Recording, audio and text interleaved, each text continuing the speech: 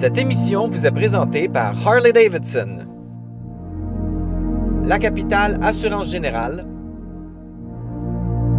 et par Yamaha.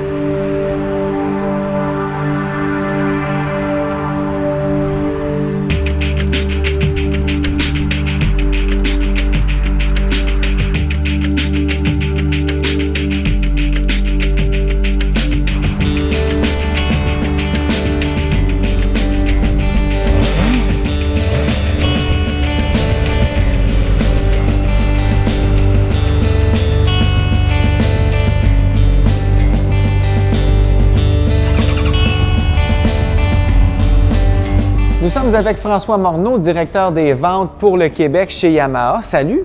Bonjour! Alors, on va parler de Yamaha aujourd'hui. D'abord, ça a commencé comment, cette aventure-là, Yamaha? Bon, Yamaha, commençons par le commencement. C'est M.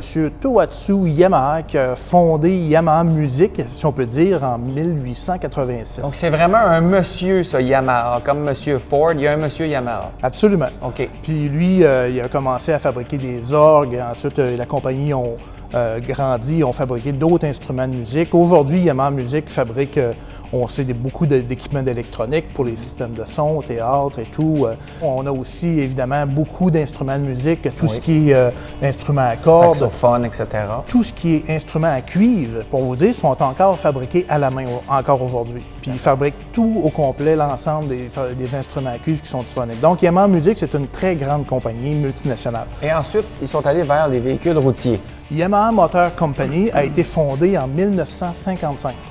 OK. Et tout de suite, l'année d'après, Yamaha Motor Company ont travaillé à apporter des produits en course, dont en formule Grand Prix moto.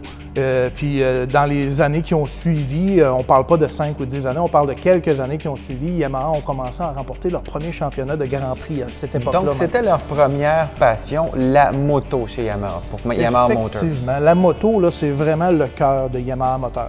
Avant tout, c'est un fabricant de produits de loisirs, mais aussi de motocyclettes. Et la moto aussi, c'est devenu très diversifié. On a de la moto pour faire de la randonnée, on a de la moto de vitesse, on a toutes sortes de motos.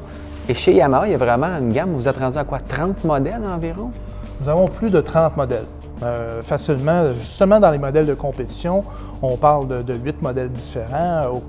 Si on regarde les modèles hors route, on parle d'une gamme environ de 16 modèles différents.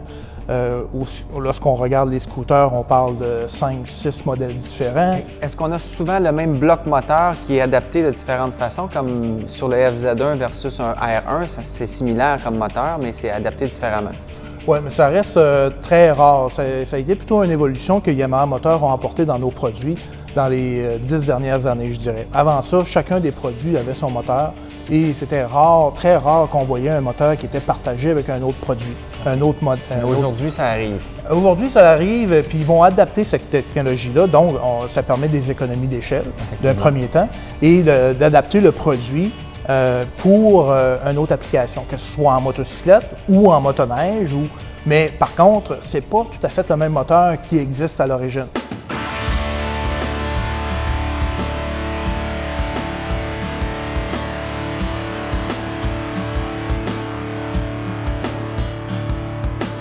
Toi, ça fait 22 ans que tu es chez Yamaha. Qu'est-ce que tu as vu comme évolution dans cette compagnie-là, dans les produits de moto?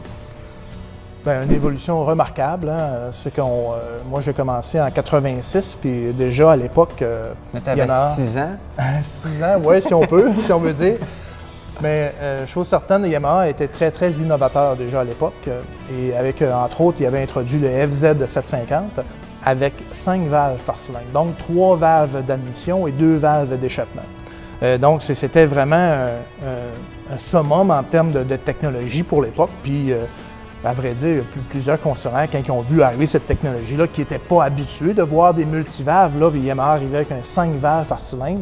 Les concessionnaires et certains clients se sont dit hey, « ça va briser, c'est une mécanique qui ne sera pas durable ». Et finalement, les gens ont été, les sceptiques ont été confondus, si on peut dire, et les produits sont très durables. Encore aujourd'hui, on a ces moteurs-là qui fonctionnent très bien avec un minimum d'entretien. Pour Yamaha, c'est l'évolution que j'ai vue. En 85-86, lorsque j'ai débuté, c'était le corps, c'était vraiment la philosophie de Yamaha de fabriquer un produit très durable, qui est axé vraiment pour répondre aux besoins de l'utilisateur. Et lorsqu'on utilisait un produit Yamaha à l'époque, puis encore aujourd'hui, lorsqu'on l'utilise, on semble ne faire qu'un avec le produit. Donc pour nous, c'est vraiment une passion. Fait qu'on transmet cette passion de fabrication de véhicules de loisirs récréatifs motorisés en véhicules passionnels, si on peut dire.